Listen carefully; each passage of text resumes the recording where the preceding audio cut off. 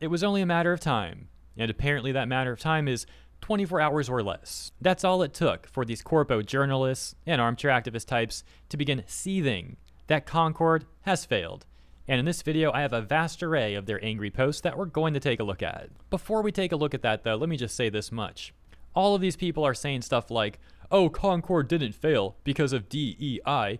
DEI had nothing to do with Concord failing, which is obviously a lie. Sure, there's other reasons, for example, an oversaturated niche, the $40 price point, etc., etc. However, arguably the biggest factor is the character roster did not appeal to enough people. And by enough, I mean it appealed to like a few hundred, apparently. That was the amount of people interested in playing this game and playing those characters. In a hero shooter, it's very important to get your character roster right.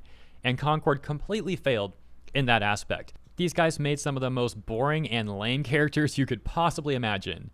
Clearly because they were attempting to appeal to that sort of DEI approach. That's very obvious that that's what they were trying to do. Like, the writing is literally on the walls for that, and anyone saying otherwise is either just blindly ignorant or trying to manipulate some sort of narrative, which is especially funny because a lot of the journalists defending Concord are implying that they're doing such on behalf of LGBT people and or minorities, which is like an insult if anything. Like, oh hey, we're gonna defend this terrible and boring character roster on behalf of you guys. It makes a really bad implication. Alright, so with that all said, let's take a look at this stuff. We got Nathan Grayson, who says they're a reporter and previously over at Washington Post, and they write, Concord didn't fail because of diversity or because live service games are a dead end. Instead, publishers are trying to use live service to paper over the unsustainability of their development practices. You can't solve unsustainability with more unsustainability. And one of the top responses to them would be this one, saying, now you're just being delusional if you don't think this wasn't a factor.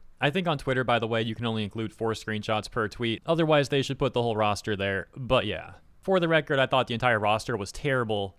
But this character, Roka, was the only decent one. And when I say decent, I don't mean like decent in general. I mean like decent for Concord standards. Next, we got Jason Schreier. A lot of you guys are probably familiar with him. He's a journalist who's been around for a while, and he says, wild news. PlayStation's new game Concord has performed so poorly that the company is pulling it from stores and refunding anyone who bought it. Every time a live service game with no hook or strong word of mouth fails to penetrate an oversaturated market, the most annoying people on the planet will be there to blame diversity. So diversity can work. But it's not any of our faults that these corpos make their diverse cast so boring and lame. Anyways, it looks like after a lot of people responded to Jason with their own takes, he decided to just lock the entire post down. Next we got Stella, who's a journalist and esports person, I guess.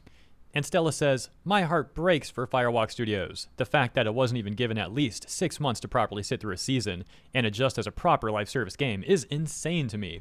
It's very clear PlayStation didn't believe in this from the start and failed to support it.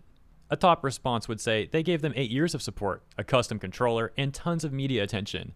PlayStation did support from the start. The people just didn't want this. Yeah, I think those are fair points. It's interesting how many people want to try and pretend like Concord had no support and zero marketing, when in fact it did have support and it did have marketing. Even days before the official launch, PlayStation on their main channel posted a video of streamers that they seemingly paid reacting to Concord and drumming up a bunch of hype for the game, or, you know, at least attempting to drum up hype for the game. Game is snappy, combat feels good, all the heroes are very unique, and there's a lot of them. This is really cool selection. Having its last playing this, I'm going in.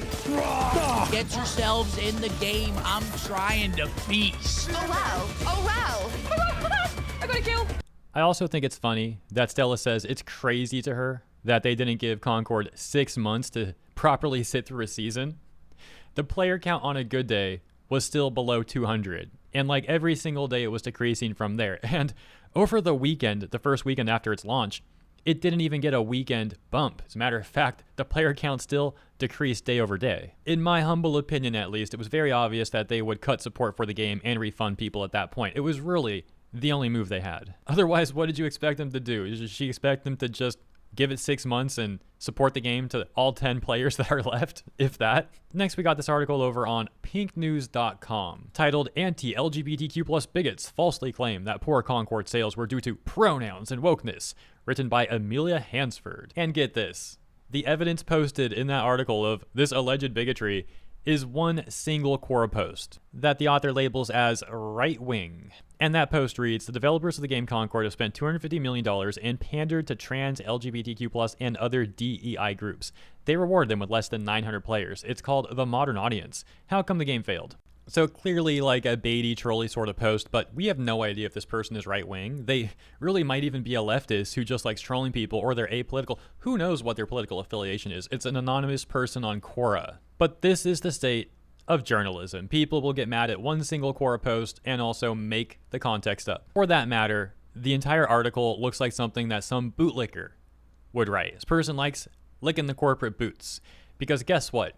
When a company panders to LGBT people, which Concord definitely tried to do, that much is obvious, no LGBT person is obligated to give that company their support. That is essentially what rainbow capitalism is. It's when a bunch of corpos try and pander to LGBT people just to try and take their money, basically treating them like a bunch of fools. And here's this journalist playing right along with that stuff. Really bad look in my opinion. 2 days before Amelia wrote that article, she wrote this article titled, Musician Mila Jam makes history as first playable black trans woman in a major studio's video game. So apparently this character Baz from Concord was based on this person, or is literally supposed to be that person or something. She says the black transgender activist, full name there, shared the news in an Instagram post announcing that she voiced and gave her likeness to the free gunner Baz in the first-person shooter. Wow, so this all aged terribly. 1 day after writing that article, Concord was announced to be shut down. Hopping back over to Twitter, we've got this Khalif person who's apparently been on Good Morning America and New York Times, writing, I just absolutely hate that chuds will take this as a win, and it will embolden them to be even worse. I hate it so much. A response says, I'm guessing Concord? To which the OP says, yes. It's really weird to me how upset these people are getting about Concord failing simply because of their own political obsession. In my opinion, everyone should be able to laugh at Concord together or just not care about it. But these people are so obsessed with politics that they will even defend Concord and or get upset at Concord failing just because of that political obsession. This is a very good example of when the term brain rot would apply. Let's check out some of the quote tweets on that and then wrap it up. This one says, Game journos try to gas up DEI games and games fail spectacularly. Game journos write hit pieces on games they deem not DEI to try and make it fail. Game succeeds. Noticing. Honestly, if I was a publisher, I'd pay game journos to make hit pieces about my game.